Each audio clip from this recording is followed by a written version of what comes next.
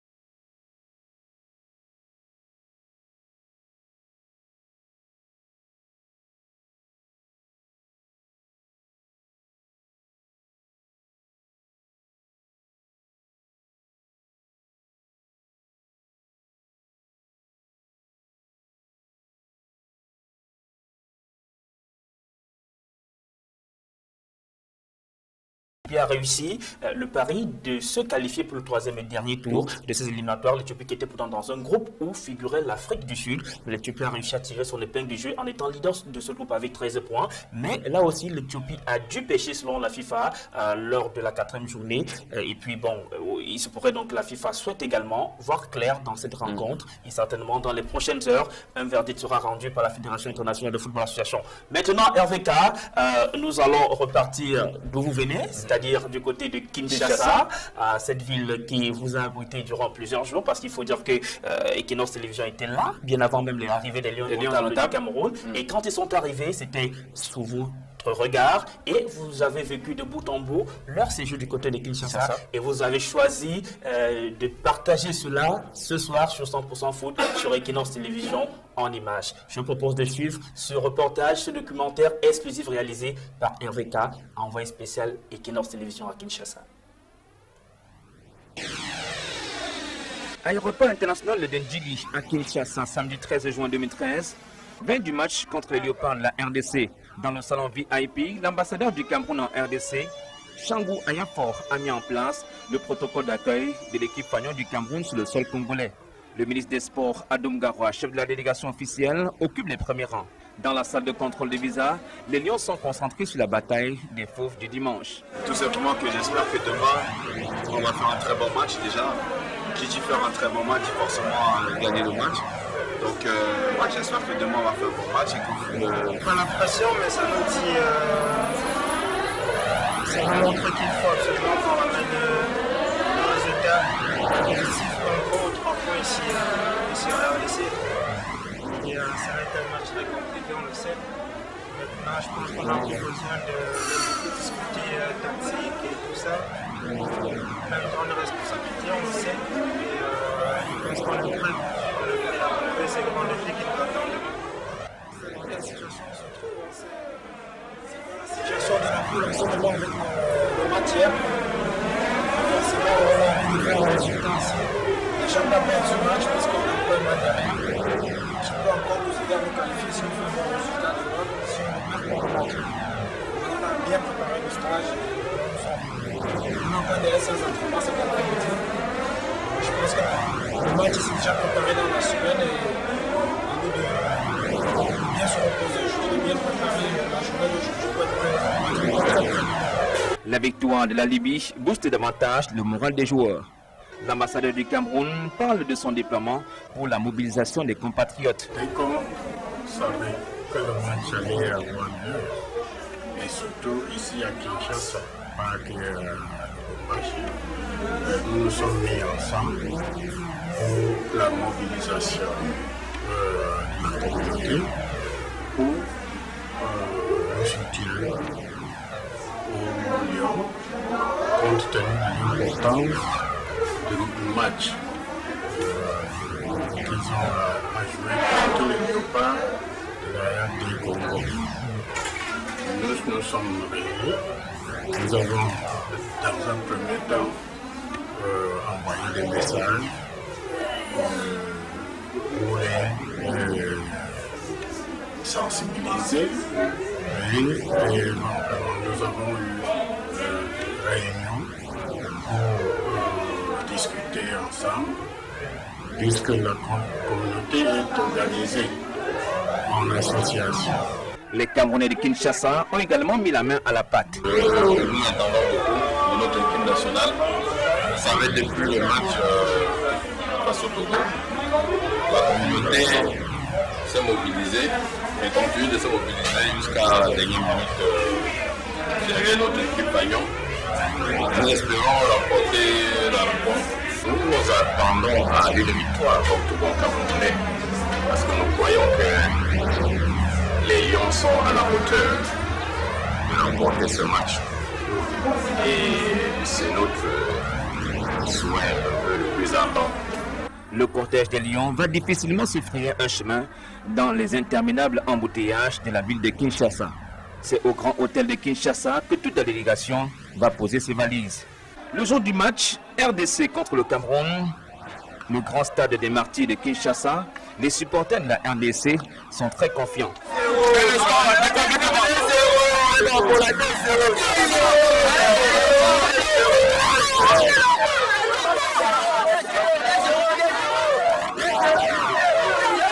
On assistera à un face-à-face, un duel de supporters, des vrais coups de gueule.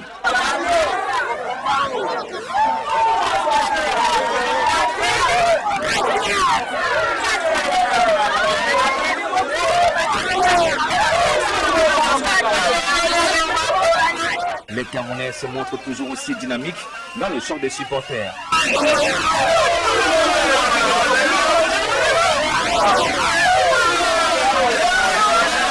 Au coup de sifflet final, le Cameroun arrache 2 points du match nul au stade des Martyrs. Le public mécontent balance des projectiles sur le jeu.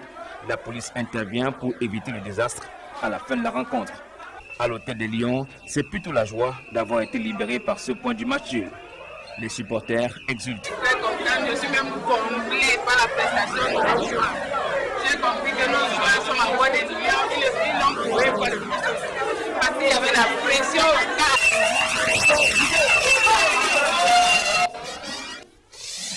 Il y avait la pression au stade, c'est cette fan des Lions Indomptables qui le dit, hein, et RVK, qui mieux que vous, qui êtes présent sur ce plateau 100% foot sur Equinox Télévision, de confirmer ce que dit cette fan des Lions Indomptables. Mais oui, il y avait une forte pression, comme elle le dit si bien. Vous imaginez tous ces supporters, Daring Club Montema Pembe, avec l'or, tout-puissant Mazembe, Saint-Éloi Lupopo, tous avaient enterré la hache de guerre en une journée, une soirée, supporter uniquement les léopards de la République Parce démocratique. qu'il faut dire que ces deux du Congo. clubs sont pratiquement comme le FC Barcelone et le Real de Madrid en Espagne. Et oui, il y a eu une certaine rivalité. C'est une bataille sans merci entre les différents clubs. Mais le temps de match, des léopards de la RDC, les uns et les autres, regardent dans la même direction. Dans la même direction. Imaginez-vous, dans ces gradins, malheureusement, il était impossible de prendre les images. Tous ces supporters entendent à la fois, à l'unisson, les lots, ce jour, on va manger Lyon. Ce jour, on va manger du lion. Et avec une certaine harmonie dans tout le stade. Et si l'arbitre aussi n'est pas fort, n'a pas une certaine personnalité, comme l'a été le sien Badara, le Sénégalais, à une seule occasion, si le joueur adverse, notamment les Lions Indomptables, essaie de frôler le ballon et l'arbitre perd ça de vue, tout le monde crie à la fois. Touche! Touche! Et si l'arbitre n'est pas fort, s'il n'est pas assez expérimenté, immédiatement l'arbitre va avoir peur et va réagir. Le public fait son match. Le public joue son match au stade des Martyrs. Je dis, chez nous, on n'a pas encore cette culture de supporters. Ça, il faut le dire. Yaoundé, Douala, on doit apprendre à jouer notre partition, notre rôle de supporter. Fair play, c'est bien pour respecter l'éthique du football, mais il faut apprendre à soutenir, à supporter. Il faut gronder, parce qu'ils ont grondé les joueurs. Ils appellent et citent nommément chaque joueur.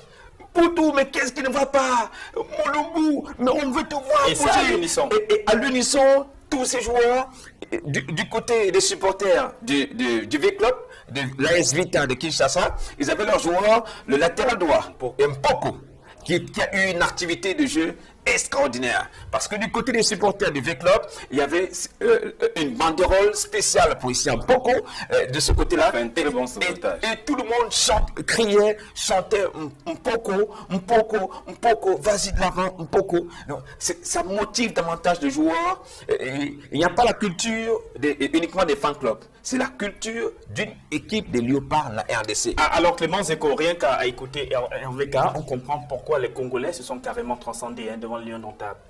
Oui, malheureusement, cette pression populaire ne leur est peut-être pas toujours favorable. Parce que si dans les 10 premières minutes, ils font la différence, ça fait une liaison avec le public. Malheureusement pour eux, les Lions ont réussi à couper cette liaison. Et en coupant cette liaison, il y a que, je peux le parier sur la fin, c'est plutôt le public qui était contre son équipe. Oui. Donc, cette pression populaire n'est pas toujours favorable pour l'équipe qui joue à domicile. Et c'est pour cette raison qu'on pouvait un peu frémir en prenant l'exemple du Congo, que ce qui devait nous arriver ici à Yaoundé lors du match contre la Libye.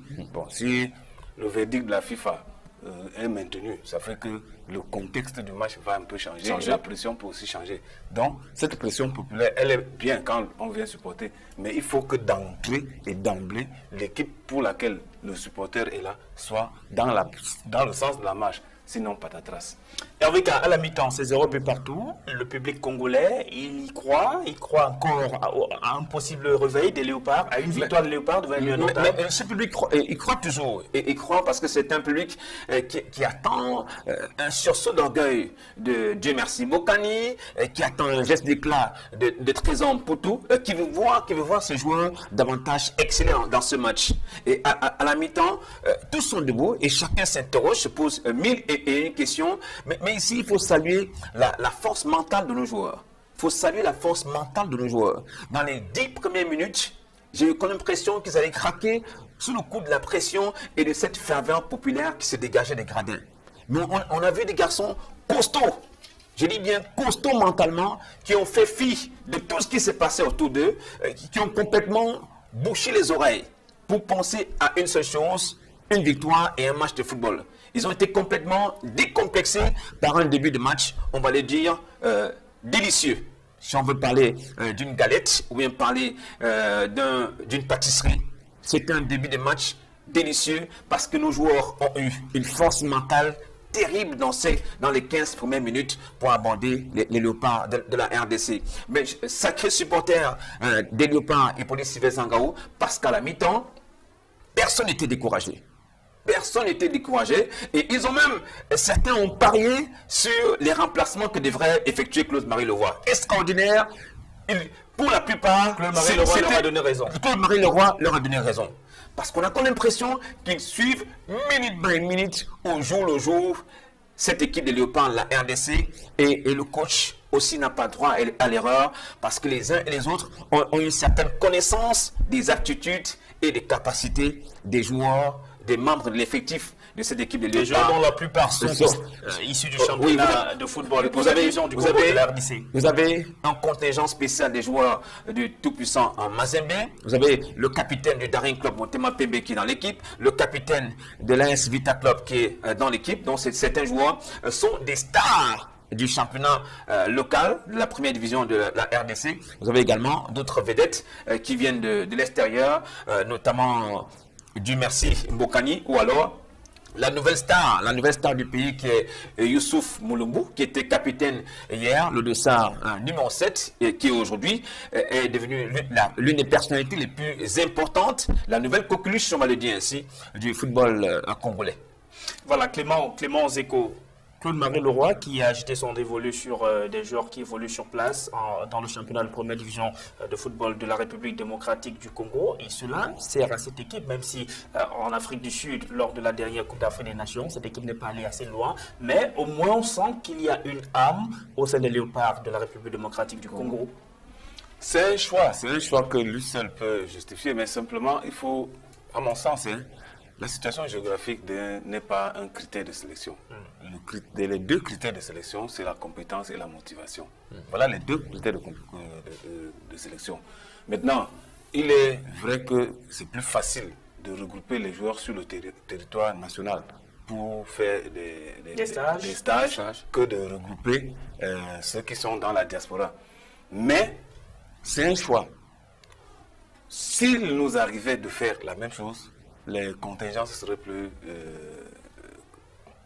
multiples. Donc, moi, je pense que c'est un choix. Mais je voudrais, pour sortir de là, dire que si aujourd'hui, le Cameroun, dans le match, a donné de la réplique, il faut saluer la première intervention de Nicolas Nkoulou, qui a mis de la rigueur, de la détermination et de l'envie. Et ses camarades ont compris que c'était ça. La direction et ces interventions ont même rassuré le gardien Charlie Tabier. Oui, la toute première intervention, parce que c'était une occasion nette.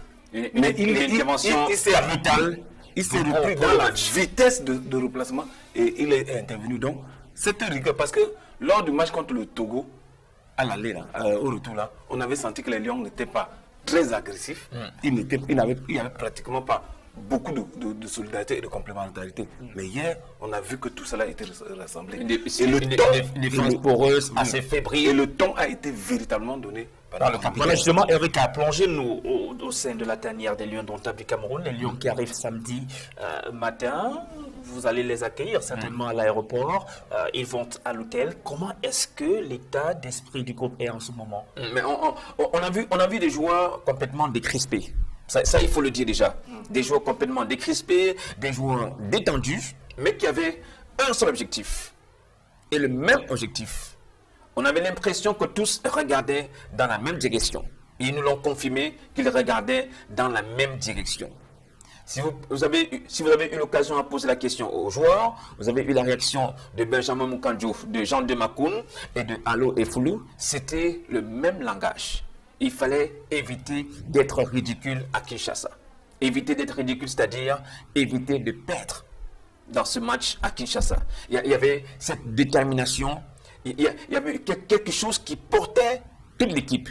Et cette chaleur, il y avait cet engouement qui se dégageait même autour de l'équipe. Et donc c'est tout naturellement que les uns et les autres ont accepté le 11 entrant décidé par Volker Finke. Et vous avez vu, il y a eu des mutations dans ce 11 entrant. Il y a eu des mutations, notamment à la sortie de Jean de Makoun et de Yannick Ndjeng. Je pense sous le contrôle de Clément Zeko. Il y a eu plutôt un 4-3-3. La défense qui est restée la même, mais il y a eu des mutations au milieu du terrain et à la ligne offensive. Il y a eu l'entrée de Benjamin Moukandjo qui a été très percutant dans ce match. Il a mis un peu de folie dès l'entrée de cette rencontre. Mais on a senti une équipe qui avait une certaine volonté. Mais pour dire l'organisation du Cameroun dans la situation défensive était en 4-5-1. Parce qu'on avait 2 récupérateurs, on avait 2 milieux en extérieur et un qui naviguait autour du fixateur qui était Kweke. Il faudra remarquer que Kweke a fait un travail de sape, parce que sa charge physique et le déploiement qu'il faisait devant, c'était un véritable baroudeur. Il pesait sur la défense. 2 défenseurs centraux de RDC et ça donnait libre cours maintenant à Moukandjo ou bien à Vincent Bouakar de manœuvrer sur les côtés. Et on avait un métronome, un véritable métronome que beaucoup de gens peut-être n'ont pas remarqué, Matip Joël, qui a été le thermostat dans cette rencontre-là. Parce que quand il fallait accélérer le jeu, il était prêt. Quand il fallait le ralentir, il était le premier. Et sur tout l'ensemble du match, il jouait à 1-2 touches. Sur 1 ou 2 fois, il a percuté. Et dans sa percussion, on a vu véritablement que cette action-là était plus claire. En plus, le ballon qu'il donne dans la profondeur à Vincent Bouakar, c'est un ballon qui vaut beaucoup de millions. Parce que c'est dans une anticipation qui relève des joueurs de très haut niveau. Et qui a d'ailleurs pris de cours toute la défense congolaise. Cette organisation du Cameroun, c'était normal parce que pour ne pas perdre, il faut soit être capable de garder le ballon, soit abandonner le ballon et boucher les espaces des intervalles. Ce que le Cameroun a fait à la fois, parce qu'à un moment donné, le Cameroun a commencé par boucher les espaces et les intervalles. Et ils se sont rendus compte que c'était possible d'aller vers l'avant. Et comme ils étaient capables de garder le ballon, pour ne pas aller vers l'avant et perdre le ballon, il fallait le passer. Et on a vu que dans la conservation collective, le Cameroun a montré un nouveau visage hier qui était reluisant. Donc, le plan de jeu a été bien conçu et la mise en application de ce plan de jeu, à mon sens, était suffisamment bien faite. Et justement, en parlant de joueurs qui étaient assez sereins ou alors qui le sont de plus en plus, Joël Matip, on imagine bien que maintenant qu'il a un peu plus de temps de jeu avec les Lions indomptables du Cameroun, il est plus tranquille dans sa tête et donc il ose davantage. On l'a vu lors du match contre le Congo. Il est déjà bien intégré. On va dire qu'il est déjà bien intégré. Je l'ai vu se comporter un peu avec ses camarades et coéquipiers, même au restaurant et tout ça. Il n'est plus à moitié timide, cet étranger, on va le dire ainsi entre guillemets, qui débarque dans la tanière des Lions. Donc c'est maintenant quelqu'un qui s'imprègne bien du mouvement et de la vie au quotidien dans cette sélection nationale. Parce que quand vous débarquez, pour un joueur qui a toujours évolué dans un environnement, je veux bien dire, professionnel, vous arrivez dans un tourbillon, ça il faut le dire ainsi, ça fait un peu tourner dans la tête et on a comme l'impression qu'on est dans un monde à part, qu'on atterrit dans un panier à crabes. Donc aujourd'hui, il se retrouve bien dans la famille Lions Indomptables et la répercussion c'est sur l'aire de jeu. C'est sur l'aire de jeu. C'est un joueur qui est épanoui, un joueur qui s'éclate complètement sur l'aire de jeu et prend même des responsabilités parce qu'on avait comme l'impression qu'il était assez réservé, timide, manquait même l'expression même de la gestuelle d'un footballeur. Pourtant, il est talentueux. Et le sélectionneur Volker Finke s'est-il imposé comme le papa de ses enfants, celui-là dont le discours passe facilement auprès de ses joueurs? On l'a vu tout le temps à la main courante il parlait aux joueurs sans cesse parce que le coaching c'est un peu ça. Je passe sous le contrôle de Clément Zeko, le coaching c'est ça. L'éveil, faut toujours le dire, faut parler, faut crier. Et en dehors du terrain à l'hôtel par exemple. Et discute par moment. Les joueurs discutent. Et il faut également saluer le rôle de l'emblématique Rigobert Song-Banak, le team manager. Même pendant le match, même si les gens essaient de cogner sur Rigobert Song-Banak, il dégage quelque chose. Sur le banc de touche, il dégage cet esprit, il veut transmettre ce fighting spirit à la nouvelle génération, à tous ses successeurs. Et d'ailleurs, dans l'un de vos câbles, vous indiquez que même au Congo, Rigobert sera resté un véritable symbole, une véritable idole. C'était la star parmi les stars. Partout où il passait Rigobert Song. C'est tout le monde qui voulait avoir immortalisé le passage de Rigobert Song-Banak à Kinshasa. Vous comprenez que l'engagement de ce défenseur dans l'équipe des Lions Indomptables du Cameroun a marqué les esprits et continue d'ailleurs à marquer les esprits. Et c'est cet engagement que Rigobert Song-Banak veut transmettre à cette nouvelle génération. Quand vous regardez Rigobert Song sur le banc de touche des Lions Indomptables du Cameroun, quand il se lève, c'est pour passer un message de la gagne. Il a les mains serrées. Il a les mains serrées. Il parle, il donne ce message. C'est le moment, il faut sortir ce vrombissement du lion indomptable pour ne pas baisser la tête. Il est question de garder toujours la tête assez haute face à n'importe quel adversaire du monde entier. On va également saluer le retour au top, si on peut le dire ainsi, de Eno Eyon Takan, combiné à Joël Matip dans le milieu du terrain. C'était un duo infernal. Récupération et même la relance des ballons de Eno Eyon assez propre, limpide pour le Eno Eyon qui a connu un passage à vide dans la carrière des Lions Indomptables. On a eu un peu peur, mais hier on a vu un garçon qui a retrouvé toute sa lucidité au milieu des terrains. C'était tant mieux pour les Lions Indomptables du Cameroun et Alexandre Son aussi qui était discipliné, ça il faut le dire, discipliné dans ce match. Tactiquement, techniquement aussi, beaucoup de solidarité de la part. À l'hôtel aussi. Et même à l'hôtel aussi. Même à l'hôtel. Je vous dis, tous étaient très calmes. Tous étaient calmes, détendus. Une ambiance bon enfant, une ambiance estivale qui permet aux uns aux autres de préparer sereinement un match de football.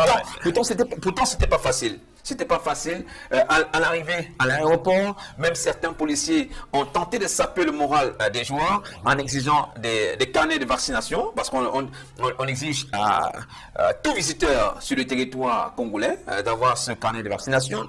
Mais certains joueurs qui ne détenaient pas ce carnet, il y a eu quelques bruits de la part des policiers de l'immigration, mais l'un des secrétaires de l'ambassade a vite fait d'intervenir pour dire bon, c'est un petit détail, les joueurs peuvent l'avoir à tout moment. Et même dans la rue, à la sortie de l'aéroport, c'était pas facile. Il y a des badauds qui ont suivi le bus des joueurs. Ils disaient en lingala, on va vous gagner demain. Samuel Eto'o n'est pas là, vous êtes mort. Samuel Eto'o n'est pas là, vous êtes mort.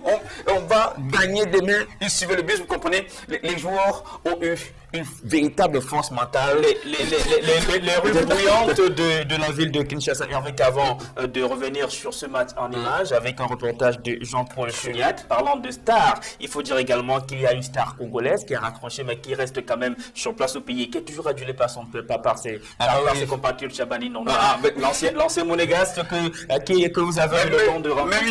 Même qui a fait plaisir à de nombreux fans de football dans le monde entier. Il y a de nombreux fans de foot au Cameroun.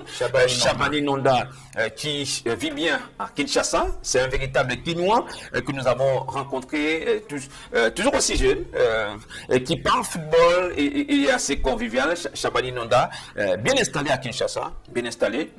Il est investi dans l'immobilier, il a également de très beaux bâtiments et tout ça. Mais il a fait un tour, dans la tanière, question de saluer un peu ses amis, et Jacques Songo et tout ça. Donc c'est quelqu'un qui est resté toujours comme l'une des personnalités du football qui a donné une certaine image à la République démocratique du Congo.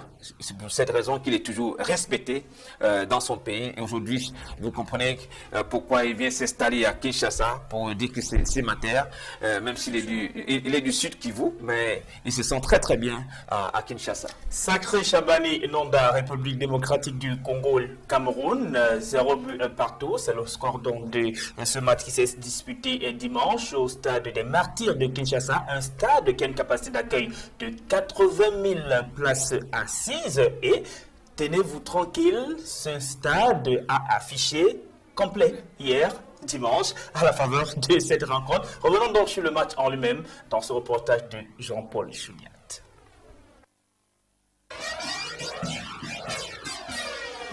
Dans un stade des Martyrs de Kinshasa totalement acquis à leur cause, les Simba de la République démocratique du Congo veulent en découdre le plus tôt possible avec les Lions indomptables, une équipe dont la peau était vendue moins cher avant le début des hostilités. Raison pour tout fil droit vers la cage de Charles Etange de la deuxième minute, mais se voit stopper net dans un geste héroïque de Nicolas Nkoulou. Le capitaine Lyon lance ainsi le cri de guerre, bien reçu par l'ensemble de ses coéquipiers. Les minutes suivantes ont failli être fatales pour les poulains de Claude Leroy, avec Aboubacar Vincent qui manque son titre. Ce sera même la seule occasion nette de but de la première manche. Face à une équipe qui va à tout près un résultat positif, les Lions dans un bloc médian contiennent les assauts congolais avec des joueurs très remuants et entreprenants, Trésor Mpoutou, Mpeko Issama ou Cédric Mungongo. Le doute s'installe chez les Simba de la RDC, coupant presque le lien entre eux et leur public. Avec un Joël Matip à la tour de contrôle au milieu de terrain, le joueur de Charles 04 est le véritable thermostat des Lions dans les récupérations et relances de ballon. Yannick Dieng, Benjamin Mukanjo ou Léonard Kweko n'ont pu exploiter les services de Joël Matip.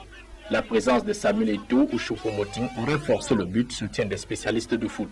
Voyant les minutes s'égrener et sentant l'élimination venir, Claude Leroy procède à des remplacements. Distel Zola, Dieu merci, Mbokani ou Gabriel Zakwani font leur possible à la deuxième manche. Même les 4 minutes de temps additionnels ne suffisent pas pour battre les Lions. On peut comprendre aisément le pressing des Congolais. La pression de l'élimination est dans l'air. De quoi faire piquer des crises d'énervement à Claude Leroy. À 0 but partout, les Lions indomptables 7 points doivent défaire à tout prix la Libye 9 points avant de se qualifier pour le troisième et dernier tour, au terme duquel attend le visa définitif pour la phase finale de la Coupe du Monde, Brésil 2014.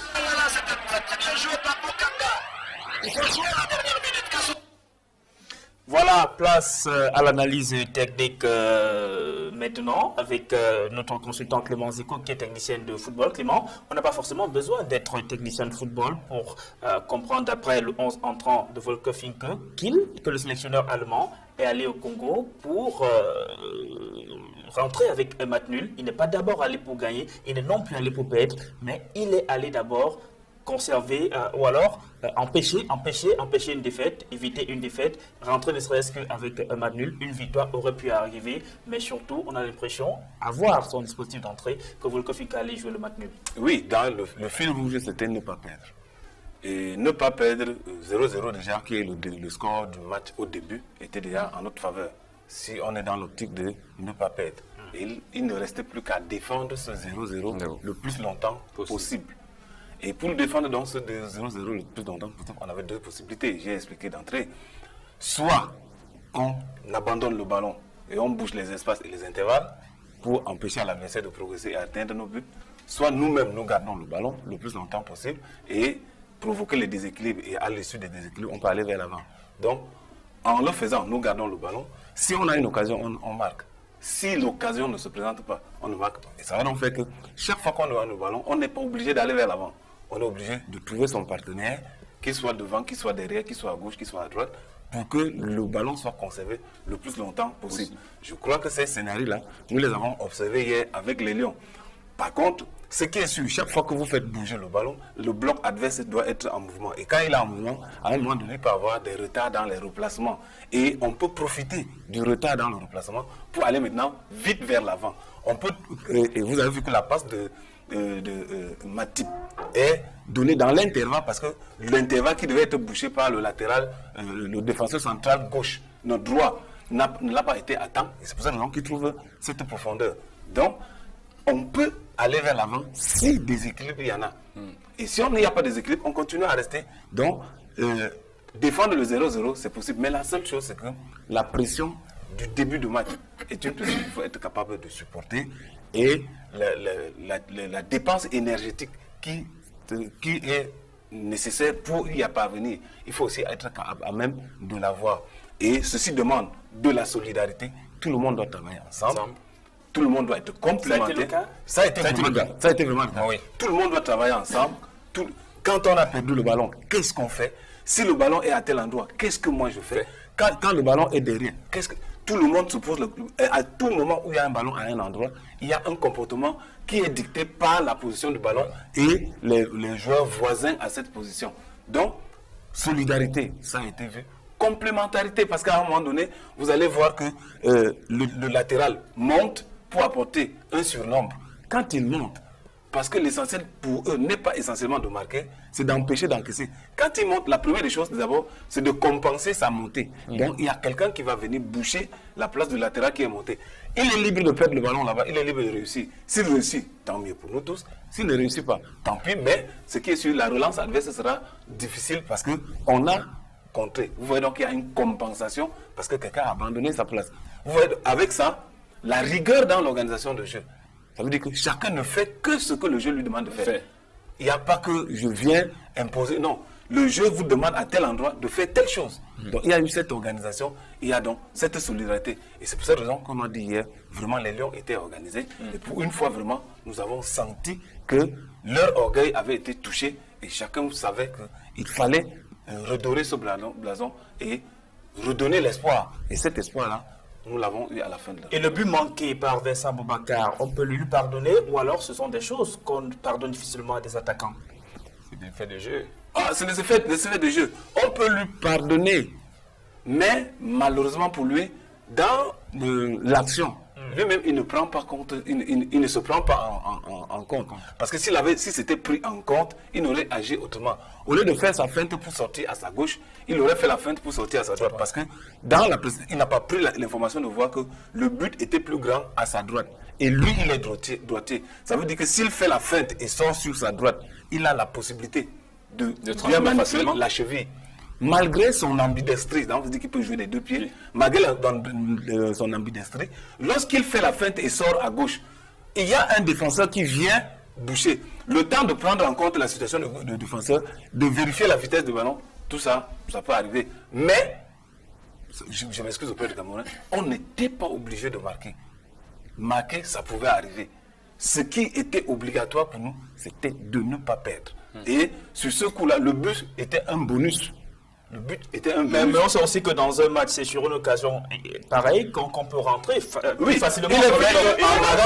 nous fallait ce but. Il fallait le but. Mais en marquant le but, on aurait coupé l'herbe au pied des Congolais le plus tôt et même poussé au découragement. Ça devait être meilleur que d'être en Parce que Vincent Boubacar manque ce but, mais après, on peut en prendre. Oui, même après ça, on peut en marquer parce qu'il y a un ballon que Mpoko enlève pratiquement sur la ligne. Il enlève de la tête. Donc, les buts dans ce match, dans cette organisation, dans cet état d'esprit, dans cet objectif, cette philosophie de jeu qu'on a développée étaient des bonus. Ce n'était pas des objectifs à atteindre. L'essentiel, c'était de ne pas perdre. Parce que, il faut comprendre qu'on était en terre étrangère. 2, on avait l'environnement et tout le contexte là contre nous. Et puis nous-mêmes, nous n'étions pas aussi confiants. C'est après peut-être 5 minutes de jeu que nous avons compris tout ce que les Lions étaient capables de faire au moins le résultat qu'on a eu hier.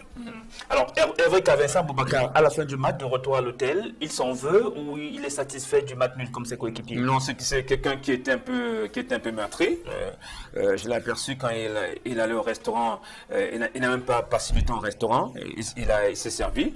Il a pris son plat à emporter pour sa chambre. Vous comprenez qu'il s'en voulait un peu, même si sur le coup, il y a eu cette manifestation de la colère après le remplacement du coach Volker Finke. Le coach que nous allons écouter cette semaine, qui a donné des explications à ce remplacement de Vincent Mbaka. Il attendait que le joueur puisse retrouver ses esprits rapidement après avoir manqué ce but. Mais il a eu l'impression que le joueur n'est pas revenu rapidement dans la partie. Et du coup, il n'était plus dans la partie. Du coup, il n'était plus cet élément sur qui on pouvait compter pour faire la différence dans ce match. C'est ainsi que le coach a expliqué ce remplacement de Vincent Mbaka dans le match. Là, il faut dire que c'était un joueur qui n'était pas du tout bien dans sa tête après ce match. C'est normal. Mais il peut avoir des jours sans. Il y a des jours sans. Il y a un jour sans pour Vincent Mbaka qui a été pourtant très bon, qui était pourtant très bon, et c'est l'un des joueurs qui a mis un peu ce jeu, un peu de folie même sur le jeu, avec un peu ses gris-gris, et ses débordements, ses passements de jambes même, et sa percussion même sur les côtés dans ce match. Moi personnellement, j'étais un peu outré par le remplacement de Vincent Mbaka, mais quand j'ai écouté les explications du coach Volker Finke, j'ai compris qu'il était important de procéder autrement avec Vincent Mbaka. Mais il aurait pu rester au stade, il aurait pu l'utiliser et donner remonter le moral du joueur, même étant sur le stade, et faire passer un autre discours pour permettre à Vincent Mbaka de retrouver ses esprits rapidement et nous aider dans ce match. Parce que je continue à croire que Vincent Mbaka pouvait nous être très utile dans ce match. Pourquoi pas pendant 70 minutes. Il est resté accroché à cette perte-là, à cette occasion manquée. Il est resté longtemps accroché dessus. Et oui, finalement, il a vécu dans le passé, beaucoup plus dans le passé. Parce que d'être présent à son vécu là, parce que c'est le présent. Ça veut dire qu'il voulait le marquer. Hein. Il voulait c'est des occasions qu'il ne faut jamais. Il ne faut jamais passer à côté. Moi, je parle dans la posture d'un entraîneur, mais pour le joueur, malgré le fait qu'on va lui dire, ok, l'essentiel, ce n'est pas de ne pas perdre, marquer un but si c'est possible, mais quand l'occasion se présente, il doit surtout pour un attaquant. Et c'est l'occasion d'écrire son nom en lettres d'or dans la mémoire et dans les livres du football. Ça, pour le joueur, il ne se le pardonne pas. Malheureusement, l'effort qu'il doit faire mentalement, c'est de sortir de cette action. Parce que plusieurs autres actions pourront survenir dans le jeu. C'est une action comme beaucoup viendraient. Mais si ça reste accroché à cette action-là, il n'est plus utile pour les actions à venir. L'essentiel n'est pas ce qui est passé. L'essentiel, c'est ce qui est à l'instant là. Illico presto. Il ne faut pas penser à ce qui va venir de tout à après ou bien ce qui est passé. Non, c'est ce qui est à l'instant là. Je me concentre, et c'est pour ça qu'on dit se concentrer. Je me concentre sur cette action. Je joue cette action comme si c'était la dernière. Et c'est pour cela que la concentration est de mise. Mais maintenant, si au bout de cette action, on s'aperçoit qu'il n'est pas sorti de son échec, autant le remplacer parce qu'à un moment donné, on va jouer à 10. Et c'est la décision prise par je voulais ajouter un peu de braise à la pipe de Clémence Eco sur la solidarité des joueurs. On a vu une solidarité défensive implacable. Implacable dans ce match. Nicolas Nkoulou, Aurélien Chedou, Dani Nonke, pendant qu'il était sur le stade, Henri Bédimo, notre ligne défensive était une ligne défensive de titans. Une véritable solidarité. Et quand je commets une erreur qui est rapidement corrigée par mon camarade, il ne faut pas dire coéquipier, par mon camarade, ensuite on se félicite. Il y a l'accolade pour dire merci, tu viens de réaliser un geste judicieux pour l'équipe. Et surtout que derrière, on rassure Charles Itandier. On rassure le gardien des buts. C'est cette solidarité, cette camaraderie que nous attendons des Lions indomptables du Cameroun. Si vous êtes coéquipier, adversaire dans une même équipe, ça ne marchera jamais. Voilà. Et nous avons vraiment apprécié ces gestes. Et Nicolas qui s'est retourné, a embrassé Aurélien Chedou parce qu'il y avait un petit flottement. Et Aurélien rapidement a compensé le vide et on a évité le pire sur l'action. Ils sont retournés, ils sont embrassés et tout ça. A dit, allez, c'est bon, c'est le moment, il faut se serrer les coudes. C'est ça une équipe et la solidarité paye. Les Lions d'Indomptable ont donc eux-mêmes créé l'espoir à Kinshasa, République démocratique du Congo, en rentrant avec un point du match nul imposé aux Léopards de la République démocratique du Congo. L'espoir demeure donc pour le Cameroun. C'est vrai qu'avec la décision de la FIFA tombée en début d'après-midi ce lundi, eh bien, on va en parler. Plus qu'un espoir, c'est désormais quasiment un acquis pour les Lions d'Indomptable du Cameroun, mais on préfère rester sur l'espoir avec Jean-Paul Sugat. En concédant un match nul de 0 but partout à Kinshasa, les Lions Indomptables conservent intacte leur chance de qualification pour le 3e et dernier tour de la Coupe du Monde 2014. Dans le groupe I, le Cameroun est deuxième à 7 points, juste 2 points de retard des leaders, les Chevaliers libyens de la Méditerranée. Étant donc encore en course, le Cameroun a un impératif de victoire dans un match coupe-gorge contre la Libye le 6 septembre prochain au stade Amadou Ahidjo de Yaoundé. Un nul suffirait aux Libyens pour passer au dernier tour de ces éliminatoires de la Coupe du Monde. Étape décisive pour le rendez-vous brésilien de 2014. Le Cameroun ou la Libye rejoindraient 9 autres qualifiés pour un tournoi à élimination directe. La Côte d'Ivoire, l'Algérie, l'Égypte, la Tunisie et l'Éthiopie n'attendent plus que les 5 autres qualifiés, parmi lesquels peut-être le Cameroun. Une fois les 10 sélections nationales qualifiées connues, un tirage au sort déterminera 5 groupes de 2 équipes le 16 septembre 2013 au siège de la Confédération africaine de football au Caire. Dans un système à élimination directe en match aller et retour, sortiront les 5 qualifiés qui prendront part à la phase finale de la Coupe du Monde au Brésil en 2014. Attention, il y a deux Camerounais qui arrivent et Saman Peko qui va soulever pour... Ça c'est bien joué. Eh bien, monsieur Jean-Paul Sugat, la FIFA a décidé d'ajouter du panache, n'est-ce pas, à votre conclusion. Eh bien, la FIFA retire 3 points au Togo pour les attribuer au Cameroun. Le Cameroun est donc désormais leader du groupe I. Sinon, en attendant les aboutissements de l'appel interjeté par le Togo, parce que le Togo a décidé de faire appel. Mais Hervé, vous qui avez cette expérience de faire que ce soit des Coupes du Monde, que ce soit des Coupes d'Afrique des Nations, et connaissant donc comment la FIFA réagit, surtout sur des cas de fraude, on peut bien conclure que cette démarche du Togo a peu de chances de prospérer. Oui, très peu de chances de prospérer. Vous le dites si bien, Hippolyte Sylvestre Zangaou, parce que la FIFA est intransigeante sur les cas de fraude.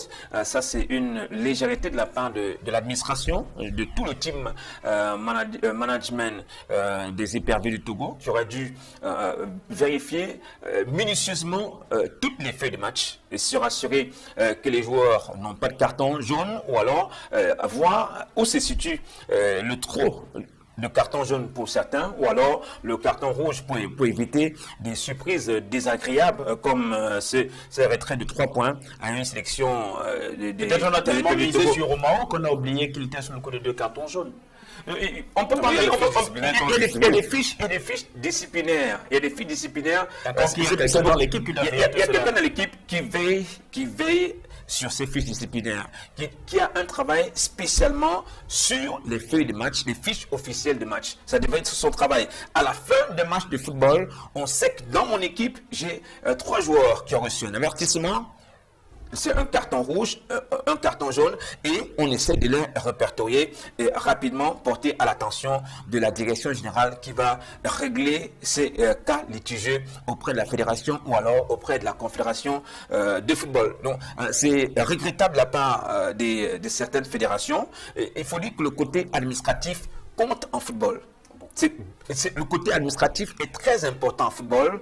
Vous pouvez perdre un match de football sur un détail administratif. Ou sur un détail administratif, vous pouvez rater un vol. Vous pouvez rater un vol sur un détail administratif. Donc, il faut faire très attention sur la gestion au quotidien d'une équipe de football. C'est pour cette raison qu'on demande aux sélections et aux équipes de football d'avoir des professionnels, des hommes aguerris qui ont de l'expertise dans la gestion de leurs équipes et même la gestion des sélections. Donc aujourd'hui, la FIFA qui veut essayer de faire le ménage sur le plan de la gestion des équipes, parce que la FIFA s'investit dans la formation des managers, des clubs même de football, dans la formation des managers et des dirigeants de football. Vous comprenez pourquoi il sera difficile pour elle de tolérer de tels manquements. C'est difficile pour la FIFA de tolérer de tels manquements. Parce que la FIFA forme également des managers sportifs. Il y a des séminaires que vous avez souvent couverts. Et pour les Sylvain Zangao, dans ce sens, donc, vous comprenez qu'aujourd'hui, il est difficile même, il y a de faibles espoirs pour les Togolais de voir la démarche prospérer. Clément Zeko, indiquons également que... Mais attention, on doit voir le triomphe assez modeste. D'accord. On doit voir le triomphe assez modeste en attendant que le Togo puisse épuiser toutes les voies de recours dans cette affaire pour imaginer ou alors croiser les doigts et dire que le Cameroun a déjà les 3 points dans la poche. Et indiquons assez modeste. Et indiquons qu'il n'y a pas que le Togo qui est dans le viseur, qui était dans le viseur de la FIFA. Il y a l'Éthiopie également et la Guinée équatoriale dans la zone Afrique pour ces éliminatoires du mondial 2014. Clément Zeko, vous êtes peut-être d'accord avec ces Camerounais qui pensent qu'il serait important pour les Lions d'Ontable d'oublier la décision de la FIFA qui retire 3 points au Togo pour les attribuer au Cameroun et de jouer la victoire contre la Libye en septembre 2013. Oui, il faut continuer à penser que nous sommes seconds. Et si nous continuons à penser que nous sommes seconds, il y a des efforts à faire. Nous serons dans la posture de gagner absolument la Libye. Et en cas de match nul, si jamais on remet les points, nous allons passer. Mais il est préférable de rester dans la posture où il faudra gagner. Parce que en restant dans cette posture-là, on va faire un match essentiellement différent de ce qu'on a fait en Kinshasa. Parce que l'état d'esprit sera différent, le contexte du match sera différent. L'organisation de la Libye aussi. Tout sera différent. Ce que nous avons fait hier pour faire le match nul en RDC, c'est ce que la Libye ferait contre nous. Ça veut dire que nous ayant déjà fait cela, nous connaissant comment il faut se comporter, comment allons faire pour battre cette attitude que nous avons eue hier. C'est ce que nous devons avoir dans notre mentalité et nous préparer par rapport à cela. En sachant que la Libye peut venir s'organiser de manière à jouer médian, à nous priver du ballon, à boucher les espaces, les intervalles et à gérer le 0-0 comme nous l'avons fait hier. C'est possible. Et s'il y a des téléspectateurs qui s'interrogent pourquoi nous sommes en train de dire sur ce plateau que le Cameroun est désormais leader du groupe I avec 10 points, eh bien, sachez que ce lundi après-midi, la FIFA a décidé de retirer 3 points au Togo pour les attribuer au Cameroun. Raison, eh bien, lors du match Togo-Cameroun, joué le 9 juin dernier à Lomé, le Togo avait aligné Alexis Romao, qui était pourtant sous le coup de 2 cartons jaunes et donc il ne devait pas jouer le match contre le Cameroun. Et la FIFA, intransigeante sur ce genre d'attitude, a donc décidé de frapper le Togo en lui retirant 3 points qui ont directement été attribués à l'adversaire le Cameroun. Donc le Cameroun n'a pas usurpé, le Cameroun n'a pas volé ses points, ce sont les règles. Et la FIFA est la première à veiller sur l'application des règlements qu'elle met elle-même en place. Et donc, je vous propose de prendre donc la nouvelle situation dans le groupe I, dans le groupe I, le classement dans le groupe I, et donc avec le Cameroun dans le groupe I qui est désormais premier avec 10 points, suivi de la Libye qui a battu le Togo vendredi dernier par 2-0. La Libye est reléguée au deuxième rang avec 9 points. La RDC reste troisième avec 5 points. Par contre, le Togo reste certes dernier, mais n'a plus 4 points, a désormais 1 point. RDC 6 points. La RDC a 6 points, oui. Après le match du Diel, la RDC a 6 points. Mais le Togo a 3 points en moins, dont le Togo a désormais un seul point. Eh bien, il n'y a que dans le football qu'il y a de tels renversements de situation. Orenze avait déjà actualisé le tableau. Sacré Orenze 2. Merci à Orenze 2 qui est donc l'homme de l'équipe de 100% foot et même de Jeudi des Sports qui a la lourde charge de vous préparer ces tableaux très beaux. Les tableaux, vous les avez grâce à la promptitude et surtout au professionnalisme de monsieur Danny Orenze 2. Voilà dans la situation actuelle dans le groupe I, le Cameroun qui est leader et devra désormais se contenter, il pourrait désormais se contenter d'un seul match nul contre la Libye pour accéder au troisième et dernier tour des éliminatoires du mois 2014. Mais attention, Clément le disait, la Libye vient désormais, si la situation actuelle se confirme avec d'autres plans, la Libye viendra gagner. Or, avec la situation précédente, la Libye pouvait venir jouer le match nul à Yaoundé. Et donc les Lions, il va falloir mettre les bouchées doubles, jouer la victoire et pas le match nul, parce qu'on sait que parfois ça peut être émaillé de surprises. Maintenant, je vous propose de prendre la situation dans d'autres groupes, toujours dans ces éliminatoires du Mondial 2014 en Afrique. Dans le groupe A, d'abord le groupe A, les résultats donc, de la 5e journée dans le groupe A, le Botswana qui jouait contre la République centrafricaine. Le Botswana a battu la RCA par 3-2. L'Éthiopie s'est imposée sur le score de 2-1 devant l'Afrique du Sud. Donc dans le groupe A, les Éthiopiens qui montent en puissance, eux qui étaient au rendez-vous Gabon-Guinée équatoriale en 2012 à la Coupe d'Afrique des Nations, les Éthiopiens. Les Éthiopiens étaient en Afrique du Sud. En Afrique du Sud. En Afrique du Sud, en 2013. Merci monsieur, Coupe d'Afrique des Nations et Coupe du Monde. Merci. On va bien la prestation pour nous le rappeler. Des moindres. Des moindres, voilà.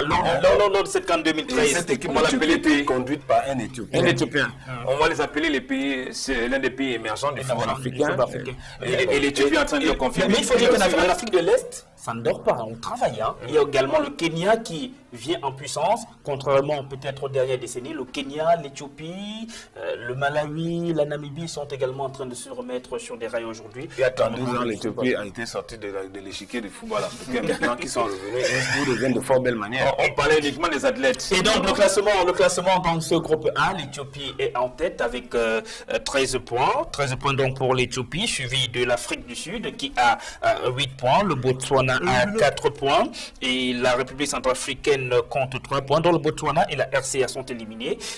Botswana 4 points, RCA 3 points. Mais attention, la FIFA et l'Éthiopie est également dans le viseur de la FIFA et la FIFA pourrait rendre donc son verdict dans les prochaines heures. Et si c'était le cas, si 3 points étaient retirés à l'Éthiopie pour être redistribués au Botswana, parce que le Botswana jouait à la 4e journée contre l'Éthiopie et l'Éthiopie s'était donc imposée, mais la FIFA estime également qu'il y a un joueur qui n'était pas éligible, qui avait été allié par l'Éthiopie. Donc si la FIFA retire 3 points à l'Éthiopie restera en tête avec 10 points, mais sauf que là, la qualification devrait se jouer avec l'Afrique du Sud. Oui, l'Afrique du Sud à la dernière journée. Donc ce ne serait pas encore fait pour l'Éthiopie, mais pour l'instant, l'Éthiopie est qualifié et en tête et donc qualifié pour le 3e et dernier tour de ces éliminatoires du Mondial 2014 zone Afrique.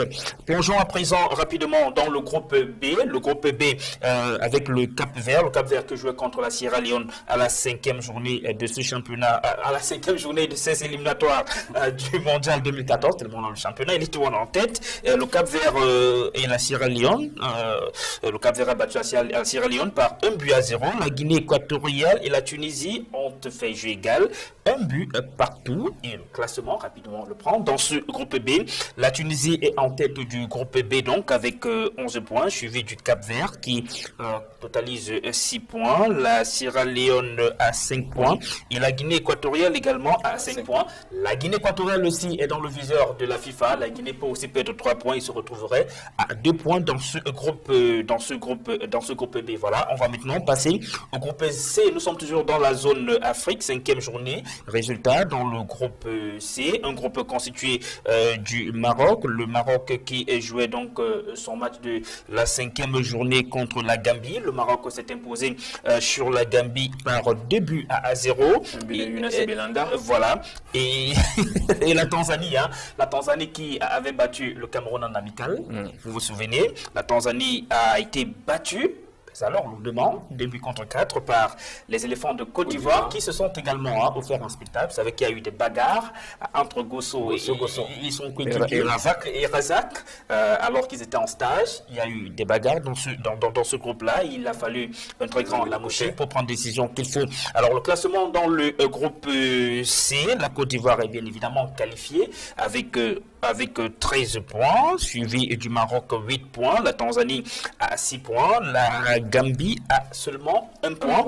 Tanzanie, Gambie, Maroc sont hors course. La Côte d'Ivoire est qualifiée pour le 3e et dernier tour de ces éliminatoires mondial 2014, zone Afrique, avec donc 13 points. Dans le groupe D, les résultats de la 5e journée, dans le groupe D, la Zambie jouait contre le Soudan et la Zambie a fait jeu égal, 1 but partout contre le Soudan. Le Lesotho a été battu 0 but contre 2 par les Black Stars du Ghana et dans ce classement. Le classement dans ce groupe dont le Ghana est en tête avec seulement 12 points, suivi de la Zambie 11 points. Donc c'est tout fait. La finale va se disputer à la 6e et dernière journée entre le Ghana et la Zambie. Et un seul point sépare ces deux équipes.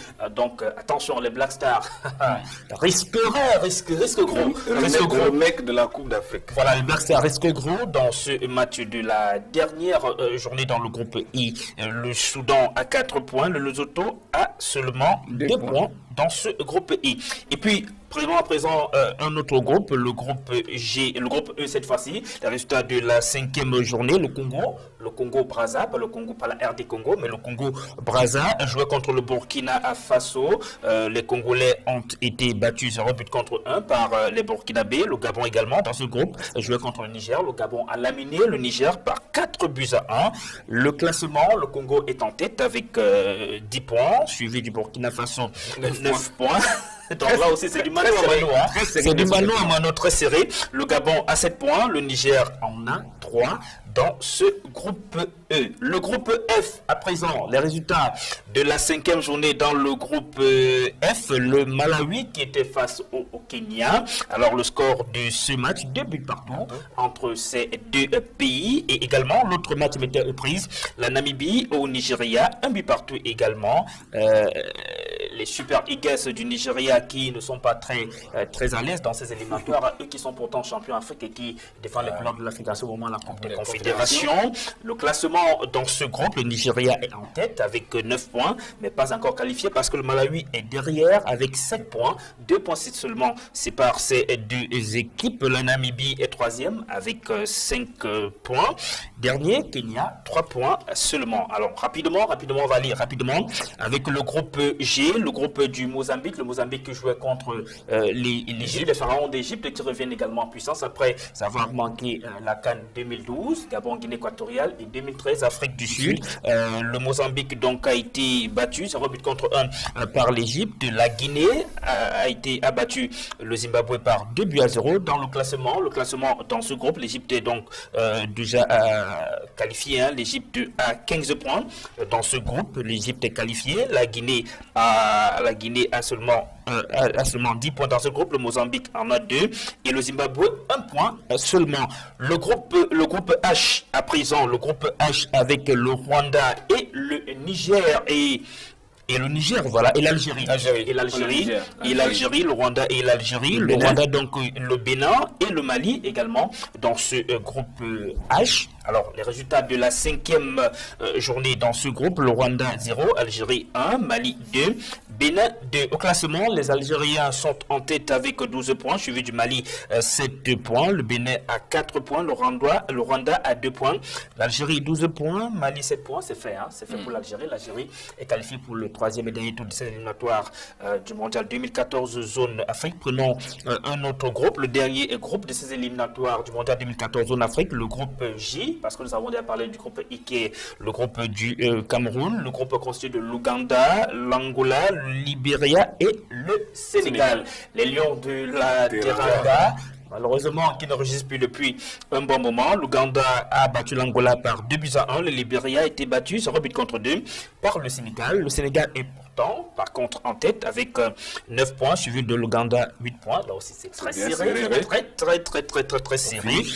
L'Ouganda, l'Angola a 4 points et est 3e. Le Libéria a 4 points également. Et ces deux pays ne seront donc pas qualifiés pour la phase finale du Mondial 2014 et déjà même pas pour le 3e et dernier tour de ces éliminatoires. Clément, est-ce que pour vous, bien pour Hervé, il y a quelques surprises parmi les pays qui font le peloton de tête? En dehors de l'Éthiopie, que nous avons déjà relevé, et on peut dire que les autres, ce sont les réguliers.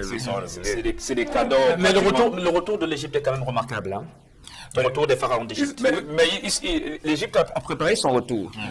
L'équipe après, chez les espoirs également, on sentait qu'il y avait un travail.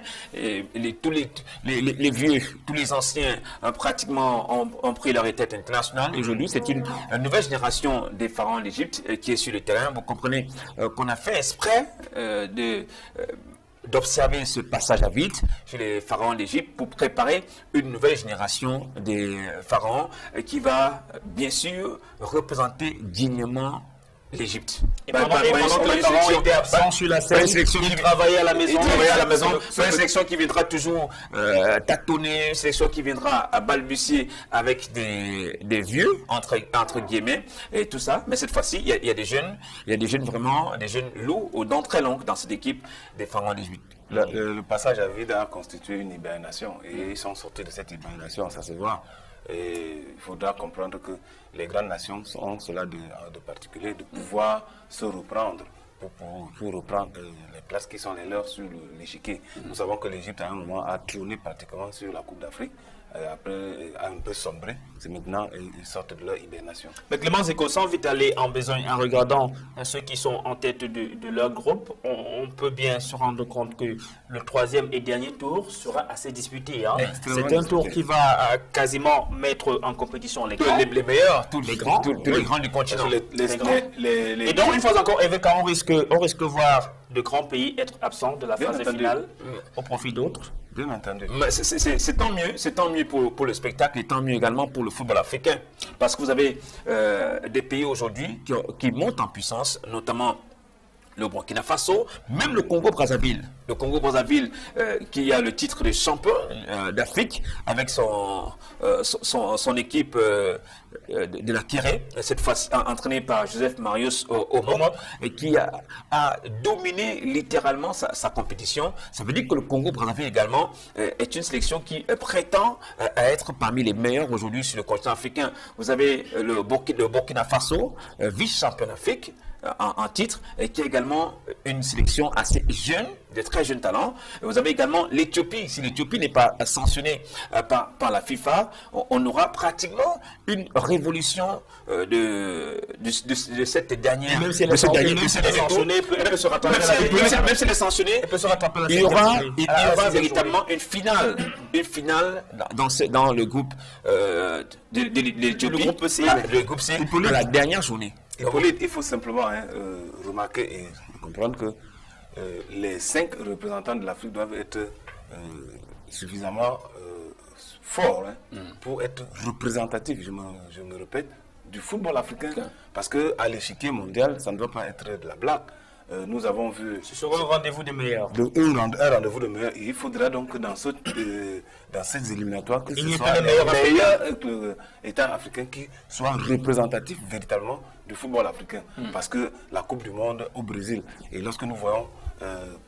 quand on lance un coup d'œil sur la Coupe des Confédérations qui se passe là maintenant, on se rend compte, on s'aperçoit que la Coupe du Monde 2014 sera de très très haut vol. Alors, pour que l'Afrique ne soit pas les parents pauvres de ce rendez-vous-là, il faut que les représentants africains soient véritablement des nations qui le méritent. Mais on ne pouvait pas imaginer de voir Clément Zeko, une équipe du Congo-Brazza comme le Léopard d'Olésie décrocher le titre de champion de Coupe de la Confédération de la CAF. Non, vous comprenez que cette révolution est là. Cette révolution est là, on ne peut pas se rejeter, balayer d'un revers de la main. Il faut que je le avec tout le monde. On ne parle plus de section anonyme, on ne parle plus de section anonyme. Ce que je voudrais dire, c'est qu'il ne faut plus qu'on s'attarde seulement au nom des nations. Hier, il faut pas s'attarder. Il faut que ces nations-là, qui est pas du contenant, et que le contenant est du contenu. C'est de ça qu'il est question. Il ne faut plus simplement s'arrêter au nom. L'Égypte, oui, hier l'Égypte était Cameroun, oui, le Cameroun.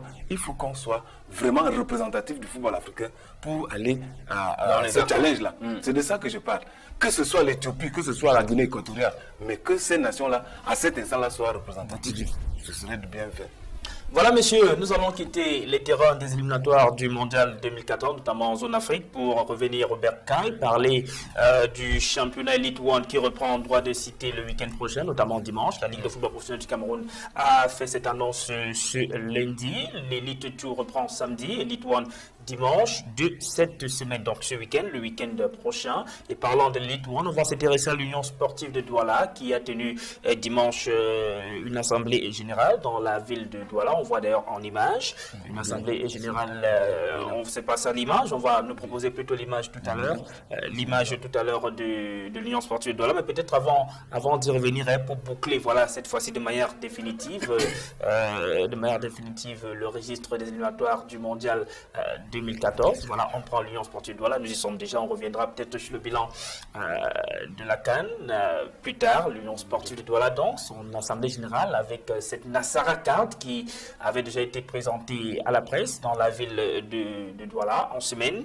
Et là, hier, pour avoir accès, il fallait être titulaire de la Nassara carte, même si de manière physique, elle n'était pas encore disponible, mais à travers un reçu, vous aviez donc accès à l'Assemblée générale élective. Il y a eu quand même quelques décisions, quelques annonces, notamment l'Union sportive de Douala qui opère finalement sa mutation juridique et devient une société commerciale. Et aussi, on a annoncé qu'attention, les supporters qui ont violemment manifesté leur mécontentement suite au limogeage de Bonaventure Djonkep seront sanctionnés. Et RVK, Clément Zeko, depuis cette annonce, ça suscite des débats, mais alors des débats houleux au sein de la famille Nassara Kamakai. Les supporters qui sont solidaires à leurs camarades disent qu'ils ne pourraient jamais laisser cette décision passée. Ils sont donc solidaires à leurs camarades. Mais avant, sur la mutation juridique de l'Union sportive de Douala, je propose de suivre la réaction du prince Ngassa Api, le doyen du Conseil supérieur des sages de l'Union sportive de Douala. Il est au micro de Gladys Sidje et Joël Essengue, voilà, Joël Essengue et Gladys Sidje qui ont donc réalisé cette interview. L'Union de Douala étant un COP omnisport, a décidé au cours de l'Assemblée générale de transformer tout simplement son club de première division ou bien de la Ligue, tout simplement, en société. Mais attention, dans cette société, il ne doit la personne morale à 60% d'actions. 60% qui appartient au comité de base. C'est-à-dire que aucun actionnaire ne déclarera quoi que ce soit. Il n'y aura ni des risques pour dire j'ai décidé que, puisque au conseil d'administration, ni dans l'administration, cette personne n'aura jamais 51%, parce que la masse a 50% et l'association a 60%. Puisque l'Union de Douala n'appartient ni à personne, ça appartient à la masse. Ça chemine donc. Voilà, l'Union sportive de Douala, ainsi va-t-elle, et comme les autres clubs de l'élite One, elle va redescendre sur les terrains à la faveur du week-end prochain pour jouer les matchs de la 14e journée du championnat Elite One. Messieurs, on ne parlera pas, on fera pas de commentaires sur l'Union sportive de Douala. On va passer immédiatement à un autre sujet qui fait l'actualité au Cameroun depuis plusieurs mois maintenant, plusieurs semaines maintenant. La FECA Foot avec les tractations et maintenant, l'on s'achemine vers l'Assemblée générale élective qui est programmée et confirmée par le comité exécutif pour le 19 juin prochain, mais délocalisation, elle n'aura plus lieu au Montfeb Hôtel de Yaoundé, mais plutôt au siège de la Fédé à Tinga, toujours dans la ville de Yaoundé. Depuis donc Kia Mohamed est interpellé et gardé à vue au secrétariat d'État à la défense à Yaoundé. Il y a de véritables batailles pour sa succession. On a d'ailleurs pu vivre un aperçu de ces batailles lorsqu'il fallait désigner le représentant de la FECAFOOT dans la délégation qui allait du côté de Kinshasa en République démocratique du Congo. Suivons plutôt cet élément, on revient juste après. S'achemine donc définitivement cette fois vers la fin du processus électoral à la FECAFOOT. Comme réponse, certains observateurs du football camerounais affirment que rien n'est fait, au vu du climat délétère qui continue de peser sur ces élections, surtout après l'interpellation d'Ia Mohamed. Pour ces derniers, il n'est pas exclu d'assister à une autre suspension, après celle du 24 mai dernier. Et les tractations engagées par le camp qui s'oppose à l'Assemblée générale du 19 juin prochain ne sont pas loin de confirmer cette thèse. Des membres du comité d'urgence réunis jeudi dernier à Yaoundé exigent que John Begeninde, le premier vice-président de la FECAFOOT, prenne les choses en main et soit celui-là qui va désormais piloter la gestion de la FECAFOOT en attendant que toutes les cartes soient remises sur la table. Pour un nouveau départ qui va aboutir à une assemblée générale élective. Mais c'est un son de cloche bien différent de celui des fidèles à Ia Mohamed. pour la plupart réunis au sein du comité exécutif de la FECAFOOT. Ces derniers signent et persistent. L'Assemblée générale de la Fédération camerounaise de football aura bel et bien lieu le 19 juin 2013. Et changement de plan. Elle ne se tiendra plus à l'hôtel Montfébé de Yaoundé, mais au siège de la FECAFOOT à Tinga. Le comité exécutif se réunit d'ailleurs ce mardi pour peaufiner la préparation de cette Assemblée générale élective. Et malgré le verdict de la Chambre de conciliation et d'arbitrage du Comité national olympique et sportif du Cameroun, le comité exécutif de la FECAFOOT maintient Iya Mohamed, John Begeninde et Marlène Nvoutou en course. La bataille est donc loin d'être terminée à la FECAFOOT. Cela s'est vérifié à la veille du match du Cameroun contre la République démocratique du Congo. Iya Mohamed étant absent, chacun voulait désigner le représentant de la FECAFOOT dans la délégation officielle qui est à Kinshasa. Voilà, monsieur, franchement, nous sommes un peu lassés déjà de parler de cette affaire FECAFOOT, mais puisque la Fédé nous offre de l'actualité, matière à débattre, on ne peut pas passer outre. C'est quand même le football camerounais et puis ça intéresse nos téléspectateurs. Ça nous intéresse, Sylvestre, il faut dire que c'est le temps des manœuvres, ça il faut le dire ainsi, c'est le temps des manœuvres dans un camp comme dans l'autre et chaque partie essaye de fournir ses armes, de trouver les meilleurs arguments pour convaincre, surtout lorsqu'il s'agit de la dernière ligne droite, l'élection fédérale.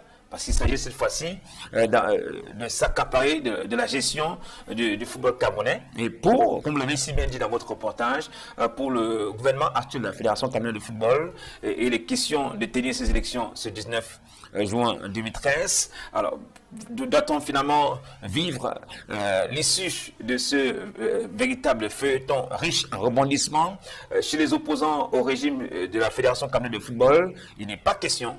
Il n'y aura pas d'élection ce mercredi 19 juin et les uns et les autres promettent de s'investir pour empêcher la tenue de ces élections. Vous comprenez qu'on n'est pas encore arrivé au bout de ce processus électoral à la Fédération camerounaise de football et chacun essaie d'être convaincant comme il peut et chacun soutient ses propos avec des textes. Les textes que l'on présente on essaie de mettre sur le tapis. Et vous dites que je sors d'un pays où également il y a un véritable tourbillon. Il y a un véritable tourbillon dans le football. Le président réélu Oscar Omari Selami a été réélu, mais il a également une opposition farouche. Mais cette opposition qui est hors de la fédération, et Oscar Omari, pour l'élection fédérale, avait délocalisé ces élections de Kinshasa pour sa ville natale. Donc c'est dans sa ville natale qu'il y a eu élection de la Fédération congolaise de football et association. Comme le permettent les textes d'ailleurs. Dans les textes, les textes les stipulent. Dans les textes, c'est autorisé, ils ont le plein droit de le faire. Les textes congolais de le faire. Et hier, il y a certains membres de la fédération qui m'ont dit tiens, chef camerounais, voilà quelques opposants. Voilà quelques opposants. Ce soir, ils vont boire le petit lait. Ils vont boire le petit lait parce que Oscar Omari attachait les opposants attachait certaines importances de la défaite de l'élimination du match. Il n'y a pas de défaite d'hier. Donc, je veux dire de l'élimination de Léopard. Vous comprenez que le football africain, il y a une certaine similitude quelque part. Et on a suivi également quelques personnalités de ce football au Congo dire ça ne marche pas, c'est la fédération qui est complètement déstabilisée, surtout que le président Omari était absent. Il est à la Coupe de la Confédération au Brésil, avec la FIFA. Vous comprenez que les spéculations allaient dans tous les sens, dans les gradins et même dans le gotha des dirigeants du football congolais. C'est un peu ça aujourd'hui, la sphère du football africain. Et Cameroun comme le Congo, on va dire, c'est peut-être un peu la même famille, et les uns et les autres pourraient. Mais j'ai eu le temps de jeter un coup d'œil il y a eu un ouvrage qui a été distribué à quelques dirigeants de football congolais, de la valse à la stabilité de la Fédération congolaise de football qui retrace les périodes où les présidents ou les gestionnaires des fédérations étaient nommés, toutes les périodes tumultueuses du football togolais et jusqu'à une certaine stabilité, si on veut le dire ainsi, de cette fédération. Il y a tellement d'anecdotes dans cet ouvrage. Et j'espère que certains pourraient s'inspirer des manquements de leurs prédécesseurs pour rectifier le tir aujourd'hui au sein des différentes fédérations. Clément Zeko, le moment est peut-être venu d'en sortir finalement. Parce que cette situation n'est pas loin d'être la cause du report, notamment des 32e de finale de la Coupe du Cameroun. C'est 32e de finale qu'attendent plusieurs équipes depuis un bon moment. Mais non, je ne vous coupe pas parce qu'il y a eu le championnat est suspendu dans la région du littoral. Le championnat est suspendu dans la région du littoral. Il n'y a pas de représentant du littoral, il n'y a pas de représentant de l'extrême nord. Il n'y a pas de représentant du sud pour ces 32e de finale. Et c'est une relation directe avec ces élections à la base de la Fédération camerounaise de football. Vous comprenez? Et du coup, ça va retarder la finale de la Coupe du Cameroun et on retrouvera les clubs qui ne seront pas prêts pour les compétitions africaines. Le feuilleton de la fédération est un feuilleton, à mon sens, qui est au-dessus de tous nos entendements. En tout cas, pas les nôtres, de tous les entendements. Parce que voilà une affaire où les juristes ont tort en expliquant sur la base des textes. Voilà une affaire où les sociologues ont tort en gérant sur la base des faits sociologiques. Voilà une affaire où le supporter a tort parce qu'il a un camp. Voilà une affaire où tout le monde a tort. L'État a tort, la fédération a tort, le peuple a tort. Finalement, on ne sait plus qui dit quoi. On ne sait plus où mettre la tête. Le seul souhait, véritablement, on est fatigué de ce feuilleton-là. On est vraiment fatigué. Il faut, qu'importe la couleur du chat, l'essentiel c'est d'attraper les souris. Et qu'il puisse miauler. Oui, au sortir de ceci, tout ce qu'on veut, c'est qu'il y ait un seul vainqueur dans cette affaire de la fédération, le football. Le reste, véritablement, on est fatigué. Il faut le dire, vraiment, on se lasse de cette affaire de la fédération parce que finalement, vous prenez les juristes les plus émérites qui vous expliquent sur la base des textes, ils ont tort. Vous prenez le plus analphabète qui n'a jamais été à l'école, peut-être qui est allé vers l'école, et il a tort. Vous prenez celui qui est dans l'activité au quotidien, qui vous dit, voici mon activité, et il a tort. L'État vous explique que voici, il a tort. Finalement, honnêtement, il est temps que le football se reprenne. Nous voici qui sommes en train de nous qualifier pour la Coupe du Monde. C'est le football qui est relevant. Il ne faut plus qu'il y ait des pesanteurs pour distraire. Le Cameroun a besoin de revenir au foot. Il faut que le football soit le vainqueur. Si à jamais le football est vainqueur, je crois que le peuple va s'aligner. Là, je vous dis, il n'y a plus de coup. C'est un imbroglio total.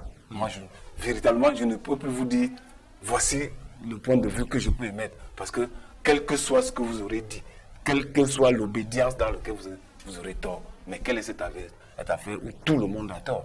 Alors justement, toujours dans cet environnement délétère de l'Africa Foot, il y a eu une communication du président de la Ligue de football professionnel du Cameroun, également ce lundi, le général Pierre Semengue, qui dans un communiqué indique que son nom se retrouve cité dans des communiqués publiés par un camp dans cette situation actuelle de la Fédération camerounaise de football, comme quoi il donnerait son onction pour le départ de l'équipe actuelle. Et donc, le général Pierre Semengue indique, à travers ce communiqué ce lundi, qu'il n'est ni de l'un ni de l'autre camp. La position qu'il a adoptée, la position qu'il a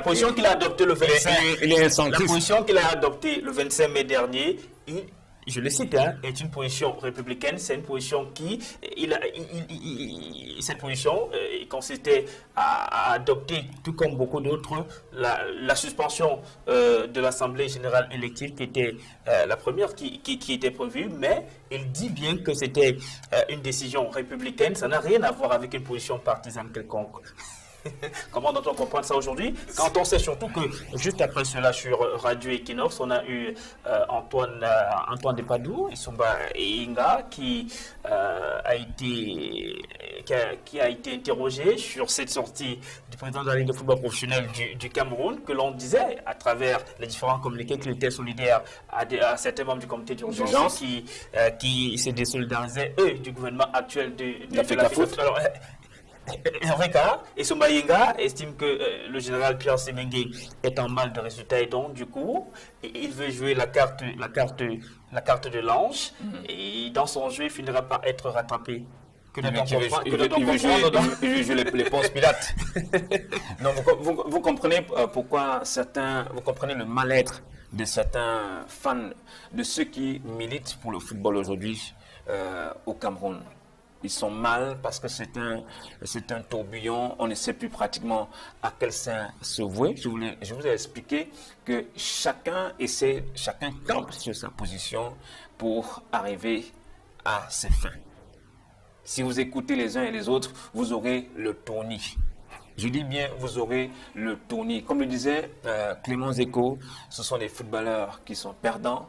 C'est le football camerounais qui prend un coup, on n'avance pas. C'est même l'image du Cameroun tout entier qui en prend un coup. On fait du surplace, on ne juge pas de la gravité de nos propos sur cette affaire de la Fédération camerounaise de football. Les uns et les autres essaient de s'aventurer sur un chemin qui ne donne pas une certaine image qualitative au Cameroun, parce que le Cameroun c'est un grand pays de football. Hier encore dans les gradins, messieurs, je vous dis, les uns et les autres se retournaient et me disaient le Cameroun c'est un pays à respecter. C'est un pays que nous respectons, même si aujourd'hui nous voulons gagner ce match ici à Kinshasa au Stade des Martyrs. Le Cameroun c'est un grand pays de football. Vous avez permis à l'Afrique d'avoir plusieurs représentants à la Coupe du Monde, recordman de ces Coupes du Monde sur le continent africain. Chapeau, nous vous respectons. Donc à tous les acteurs du football camerounais de retrouver rapidement la raison et qu'on redonne ce pouvoir au football, parce que c'est ce football qui nous donne ce pouvoir. Clément Zeko, nous avons sorti de cette émission. On va peut-être vous dire bon retour dans les stades dès le week-end prochain avec les Astres Football Club de Douala qui sont leaders de la phase aller. Oui, merci pour le souhait. Vivement, nous avons souligné la dernière fois que progressivement on se professionnalise.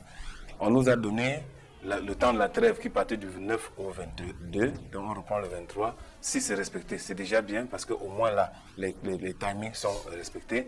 Il faudra que dans les années à venir, qu'on sache quand ça s'arrête, quand ça reprend et quand ça va repartir.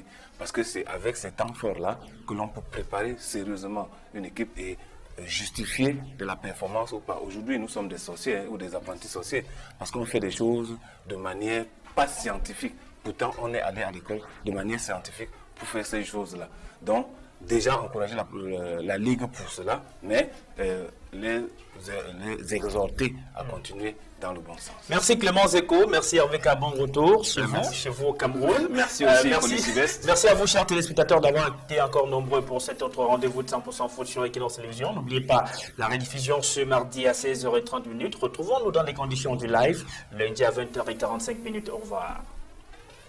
C'est l'éducation pour le football et l'éducation pour la vie.